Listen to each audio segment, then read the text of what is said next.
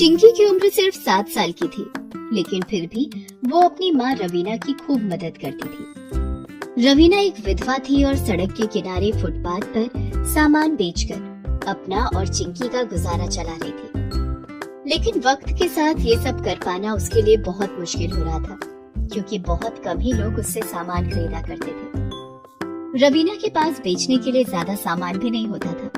बस आने वाले त्योहारों के हिसाब से वो थोड़ा बहुत सामान ही खरीद पाती थी, जिन्हें बेचने के बाद भी उसे ज्यादा बचत नहीं हो पाती थी। माँ, होली आने वाली है, तो हम इस बार भी पिचकारी और रंग बेचेंगे ना? हाँ बेटा, ये थोड़े बहुत रंग और ये 2-4 पिचकारी खरीद कर तो ले आई हूँ, लेकिन पता नहीं इन्हें कौन खरीदेगा हमसे। कोई क्यों नहीं खरीदेगा माँ, होली पर तो सबको पिचकारी और रंग चाहिए होते हैं। हाँ बेटा, लेकिन बाजार में कितनी सारी बड़ी बड़ी दुकानें हैं और वहाँ एक से एक पिचकारियाँ और रंग भी मिलते हैं, तो सारे लोग वहीं पर जाते हैं। हमारे पास तो कोई रुकता तक नहीं। माँ, तुम बिल्कुल चिंता मत करो, हमारा सारा सामान बिक जाएगा, आप देखना। और फिर हम भी खूब अच्छे से होली मनाएंगे, गुजिया बनाएंगे, पापड़ तलेंगे और अरे बस कर बेटिया, इतने सपने मत सजा। यहाँ 2 वक्त के खाने के ही लाले पड़े हैं, तो मैं कहाँ से ये सब कर पाऊंगी। लेकिन एक बात तो सच है, तेरा ये मुस्कुराता चेहरा देखकर मुझे भी हिम्मत आ जाती है। चलते हैं और जाकर लगाते हैं अपनी दुकान। नहीं माँ, तुम रहने दो, तुम्हारी तबीयत कल से कुछ ठीक नहीं लग रही, मैं ही चली जाती हूँ। ना बेटी, तुझे अकेले कैसे भेज दूँ? मैं बिल्कुल ठीक हूँ, चल दोनों चलते हैं। रवीना और चिंकी अपना सामान लेकर घर से बाहर निकले ही थे कि तभी अचानक रवीना को बहुत तेज चक्कर आ गया और वो जमीन पर गिर पड़ी। माँ, क्या हो गया तुमको? माँ! चिंकी को कुछ समझ नहीं आ रहा था। उसने रवीना का माथा छूकर देखा तो उसे तेज बुखार था। ये देखकर चिंकी घबरा गई और फौरन पड़ोस वाली कांता काकी को बुला कर ले आई। चिंकी, तेरी माँ को तेज बुखार है बेटा, इसे दवाई और आराम की जरूरत है। काकी, माँ ठीक तो हो जाएगी ना? हाँ बेटा, तू चिंता मत कर। तेरे पास कुछ पैसे हैं क्या? तेरी माँ को डॉक्टर के पास ले जाना होगा। नहीं काकी, जो भी पैसे थे उनसे माँ ने ये रंग और पिचकारियाँ खरीद ली, इन्हें बेचकर ही हम पैसे कमाने वाले थे। अच्छा चल, कोई बात नहीं, तू ऐसा कर, इसके माथे पर ये ठंडे पानी की पट्टियाँ रखती रहना, लेकिन अगर इससे भी बुखार नहीं उतरा तो तेरी माँ को डॉक्टर के पास ही ले जाना पड़ेगा बेटा। इतना कहकर कांता काकी वहाँ से चली जाती है। चिंकी सारा दिन रवीना के माथे पर पानी की पट्टियां रखती रही, लेकिन रवीना का बुखार नहीं उतरा। चिंकी को समझ आ गया था कि अब उसे किसी भी तरह पैसों का इंतजाम करना ही होगा ताकि उसकी माँ का इलाज हो सके। अगले दिन सुबह सुबह ही चिंकी फुटपाथ पर रंग और पिचकारी बेचने बैठ गई, लेकिन शाम तक उसके पास से कुछ भी नहीं बिका। सभी ग्राहक पास की बड़ी बड़ी दुकानों में जा रहे थे। तभी अचानक, मम्मी, मुझे वो वाली पिचकारी चाहिए, दिला दो ना। बेटा रुको, अभी मैं वो सामने वाली दुकान से दिलवा दूंगी तुम्हें। खरीद लीजिए ना मैडम जी, मेरी भी कुछ कमाई हो जाएगी।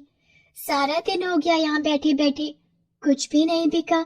आप एक बार देखिए तो सही, मेरे पास कितने अच्छे रंग हैं और ये पिचकारी, ये तो बाबा को पसंद भी आ गई है। ये ले लीजिए ना, आपकी बड़ी मेहरबानी होगी। बोलते हुए चिंकी की आंखों से आंसू साफ झलक रहे थे। उस महिला का नाम सुलोचना था। उसे चिंकी पर दया आ गई और वो उससे बोली, अच्छा ठीक है, लाओ दिखाओ अपनी पिचकारी। वैसे नाम क्या है तुम्हारा? मेरा नाम चिंकी है मैडम जी, ये लीजिए, देखिए ये पिचकारी कितनी अच्छी है, आप इसे ले लीजिए। सुलोचना चिंकी से वो पिचकारी और थोड़ा सा रंग खरीद लेती है और उसकी कीमत देकर वहां से चली जाती है। लेकिन सिर्फ इतने पैसे काफी नहीं थे। डॉक्टर की फीस भरने के लिए अभी भी चिंकी को और पैसों की जरूरत थी। चिंकी ने हार नहीं मानी और वो अपना सामान बेचने की कोशिश करती रही, लेकिन सुलोचना के बाद कोई भी ग्राहक उसके पास नहीं आया। अगले दिन होली थी। जहां हर कोई होली पर मौज मस्ती कर रहा था, तो वहीं मासूम चिंकी अब भी फुटपाथ पर अपने रंग और पिचकारियां लेकर बैठी थी, उन्हें बेचने के लिए।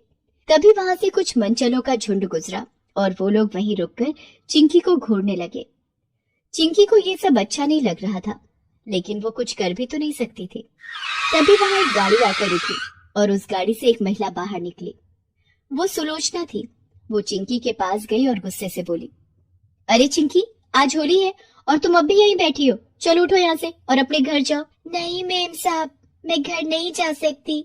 मेरे रंग और पिचकारियां अभी बिकी नहीं है। मुझे इन सबको बेचना है। तुम्हारा दिमाग तो ठीक है? देख नहीं रही हो वो लोग तुम्हें कब से घूर रहे हैं? यहाँ रहना तुम्हारे लिए खतरे से खाली नहीं है। सारा बाजार बंद है, तुम भी घर जाओ। जिसने जो खरीदना था वो खरीद लिया है, अब तुम्हारा सामान कोई नहीं खरीदेगा। लेकिन अगर ये सामान नहीं बिका तो मेरी माँ का क्या होगा?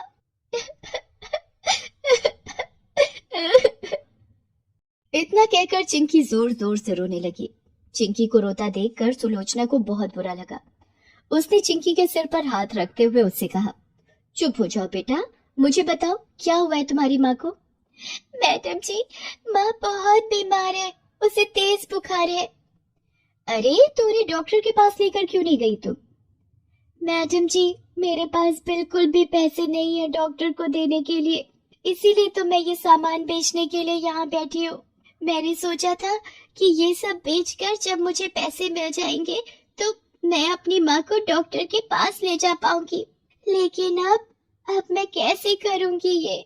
मेरा सामान तो कोई खरीद ही नहीं रहा। ये कहते हुए चिंकी की आंखों से लगातार आंसू बह रहे थे। दूसरी तरफ सुलोचना ये देखकर हैरान थी कि जहां होली के मौके पर सारे बच्चे मौज मस्ती में डूबे थे, तो वहीं चिंकी को तो इस सब से कोई मतलब ही नहीं था।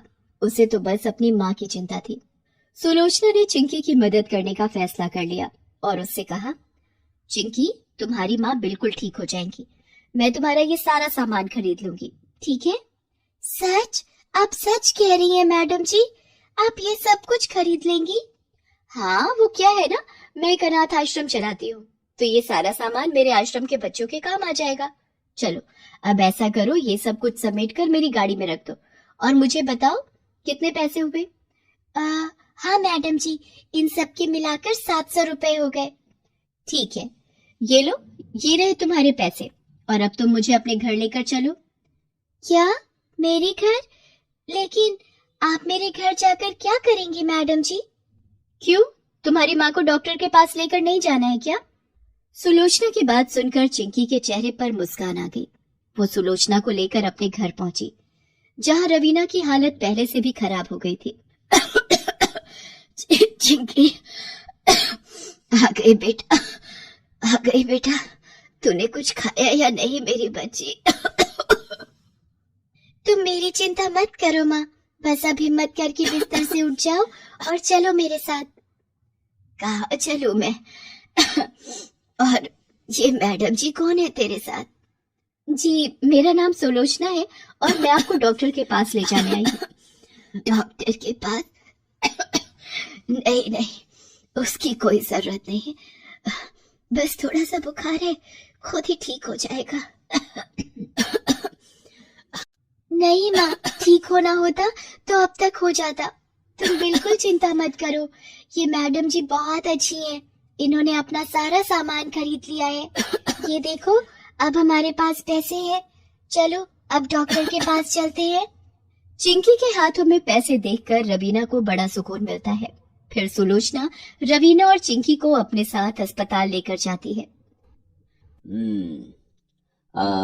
इनका बुखार बिगड़ गया है, इन्हें टाइफाइड हो गया है और ये कमजोर भी बहुत हैं, तो इन्हें हमें ग्लूकोज देना होगा और इलाज भी लंबा चलेगा। डॉक्टर साहब, मेरी माँ वो ठीक तो हो जाएगी ना? चिंकी, घबराओ मत, तुम्हारी माँ को कुछ नहीं होगा। डॉक्टर साहब, आप इन्हें बढ़िया से बढ़िया इलाज दीजिए, बाकी सब मैं देख लूंगी। सुलोचना रवीना का अच्छे से इलाज करवाती है और उसका सारा खर्च भी खुद ही उठाती है, जिससे रवीना कुछ ही दिनों में बिल्कुल ठीक हो जाती है और वापस घर आ जाती है। मैडम जी, आप साक्षात भगवान बनकर आई हैं हमारे लिए।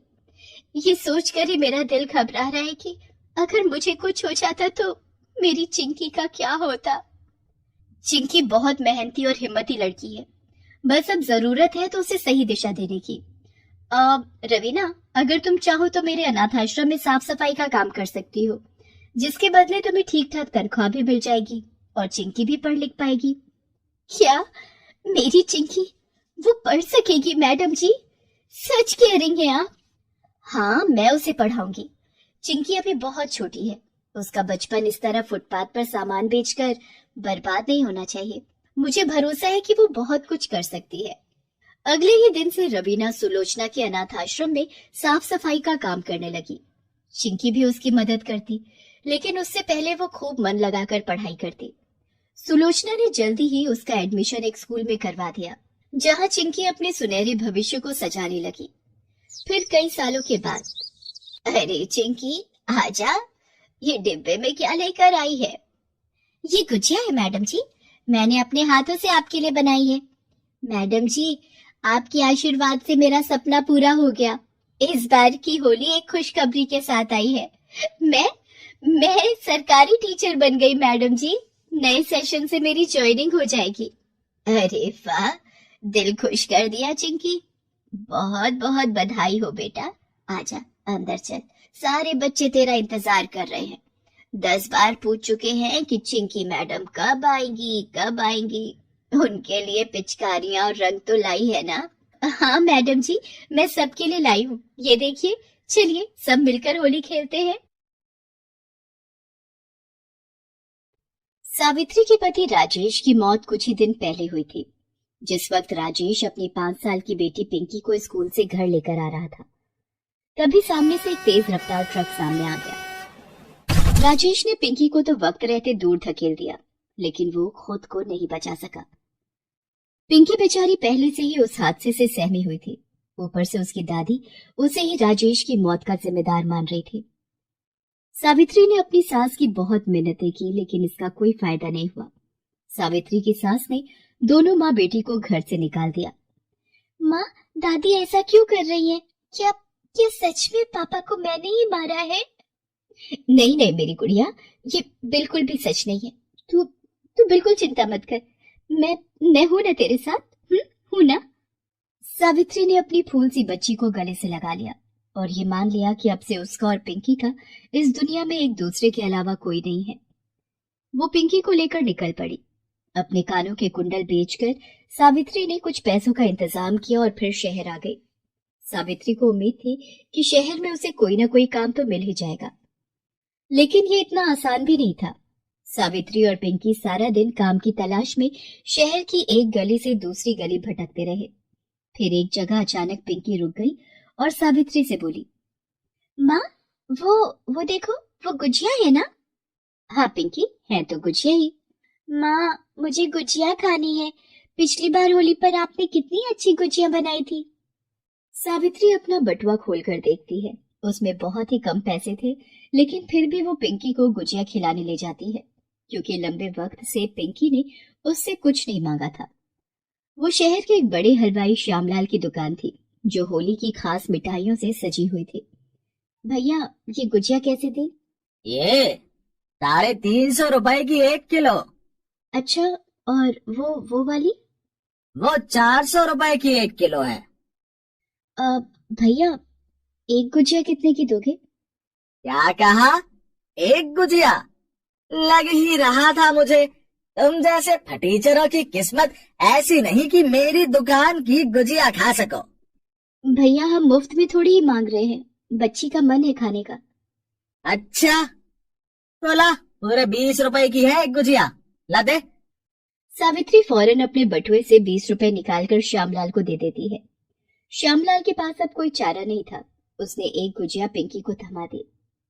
गुजिया देखकर पिंकी बहुत खुश हो गई, लेकिन फिर तो माँ, ये गुजिया तो बिल्कुल भी अच्छी नहीं है। मुझे आपकी वाली गुजिया खानी है। ये देखो, इसे कहते हैं बंदर क्या जाने अदरक का स्वाद। मेरी दुकान में खड़े रहने की औकात नहीं है और मेरी गुजिया को बेकार बोल रही है। अरे भैया, आप नाराज मत हो, बच्ची है। वैसे भैया, आपकी तो इतनी बड़ी दुकान है, कुछ काम मिल जाएगा क्या यहाँ? अब बोली ना असली बात। अब वैसे काम है तेरे लायक।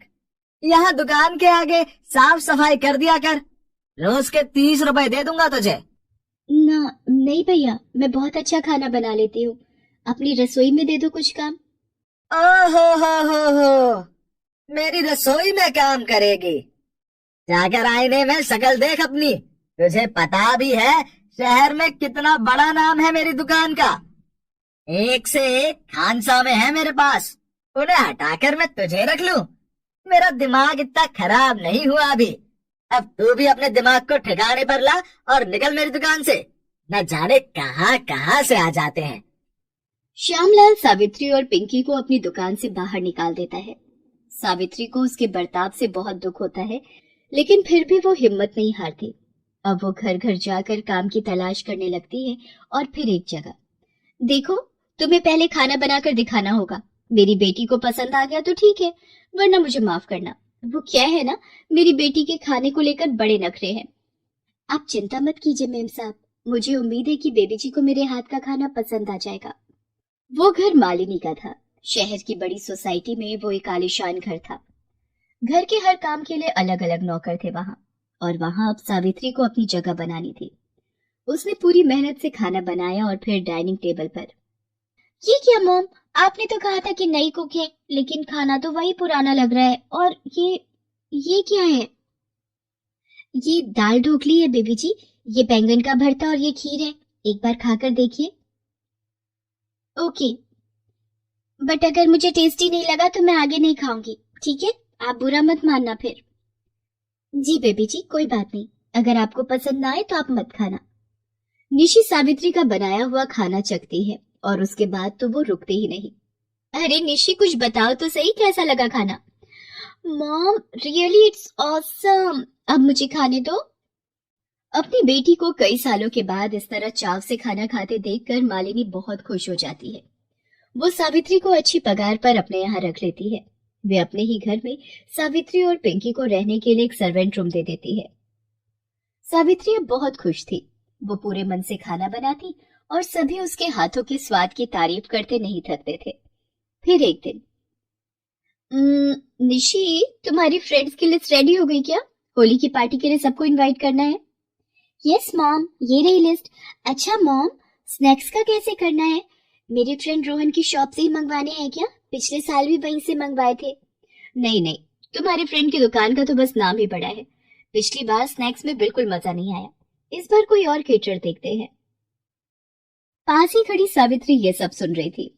उसने हिम्मत करके मालिनी से कहा, मेम साहब, अगर आपको ठीक लगे तो क्या मैं बना दूं जो कुछ भी आपको पार्टी के लिए चाहिए? सावित्री, लोग काफी होंगे और होली पर तो तुम्हें पता ही है कितनी तरह के स्नैक्स चलते हैं। अकेले गुजिया ही कितनी तरह की बनवानी पड़ती है, तुम अकेले कैसे करोगी? मैं कर लूंगी मेम साहब, और फिर पिंकी भी तो है मेरी मदद के लिए। वो क्या है ना मेम साहब, मैं अपनी पिंकी को अच्छे स्कूल में पढ़ाना चाहती हूँ, तो जल्द से जल्द पैसे इकट्ठे करने हैं मुझे। आप बिल्कुल चिंता मत कीजिए, आपको बिल्कुल भी शिकायत नहीं मिलेगी। मैं बहुत अच्छी गुजिया बनाऊंगी। क्या सच माँ? आप होली के लिए गुजिया बनाओगी क्या? वाह, अब तो मजा ही आ जाएगा। पिंकी की बात सुनकर मालिनी और निशी मुस्कुराकर एक दूसरे को देखते हैं और सावित्री को ही पार्टी के खाने की सारी जिम्मेदारी सौंप देते हैं। होली के त्योहार में बस 2 दिन ही रह गए थे। सावित्री जी जान से तैयारियों में लग जाती है।